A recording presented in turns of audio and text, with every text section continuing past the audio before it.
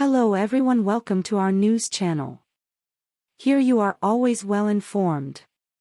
I ask you to please subscribe. Leave your like and thank you very much. How can we miss the Guardians of the Galaxy if they won't go away? They're around for at least a third installment, anyway, in Guardians of the Galaxy Volume 3.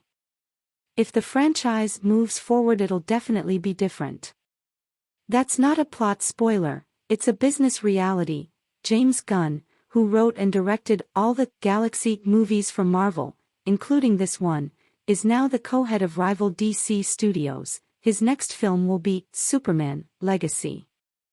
Maybe Gunn should have gotten out of the Guardians game before he made this installment. It's not a disaster, and it doesn't lack for ambition. But it's wildly uneven and kind of blah, if that can be said of a movie with non-stop, often incoherent action, self-aware needle drops and not nearly enough smart aleck quips from a cast we've seen deliver plenty of them in the past. Guardians of the Galaxy Review: a surprising Marvel delight. Rocket's emotional origin story carries Guardians of the Galaxy 3. The story centers around the team's efforts to find a device they need to save Rocket the Raccoon, voice of Bradley Cooper, who is gravely injured after an attack on Nowhere, the Guardians' headquarters, by Adam Warlock. Will Poulter, a powerful gold man, really?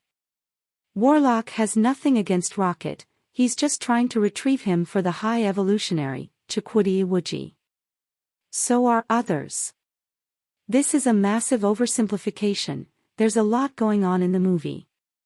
It goes back and forth between Rocket's early life as a lab experiment called 89P13 and his current state, a guardian in dire need of a medical miracle. It's quite a swing, and it's at once emotional and jarring. The young Rocket grows up in horrific circumstances, along with other animals who call to mind the hybrid creatures put together by the evil Sid Phillips in Toy Story. They're the results of experiments conducted by the High Evolutionary, who announces his agreeably lower stakes for an Marvel Cinematic Universe movie. "I'm not trying to conquer the universe," he says. "I'm perfecting it." Turns out that's not so great either. Some of the scenes with the animals are genuinely gruesome and sad. It's easier to become more emotionally invested in them than it is in the film's main characters, which is something of a problem. How is Gamora alive in Guardians of the Galaxy 3? Getting the band back together for a rescue mission happens a little too easily. Peter Quill, Chris Pratt, also known as Star-Lord, but only sometimes, is now a drunk. "Everyone around me dies," he says early on.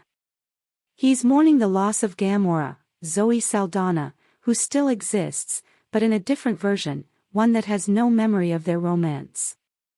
"Don't worry, it's not you, it's tough to keep up." Everyone else is worried about Peter. Drax, Dave Bautista, Groot, voice of Vin Diesel, Nebula, Karen Gillan, and Mantis, Palm Clementif, are still around, so the core group is more or less intact. They have to navigate all sorts of narrative mazes to get the piece of technology they need to save Rocket. A working knowledge of the first two films is all but essential. Although that makes a musical callback toward the end particularly sweet. That's also a reminder that these, and all the other MCU movies, have been going on for a while now. I can't keep up with whatever iteration of the MCU we're supposedly in, but this film seems kind of tired, though not nearly as much as the latest Ant-Man movie does. Is there a Guardians of the Galaxy 3 post-credit scene?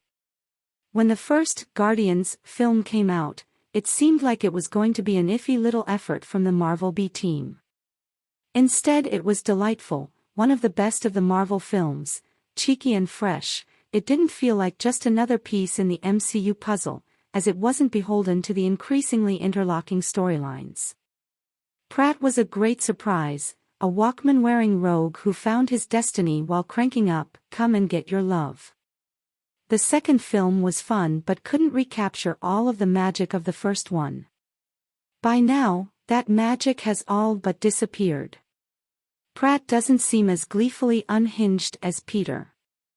Drax, it becomes obvious by the second film, is a one-note character, though Bautista plays that note as hard as he can. Gillen's Nebula occasionally threatens to break out as an essential character, but then retreats.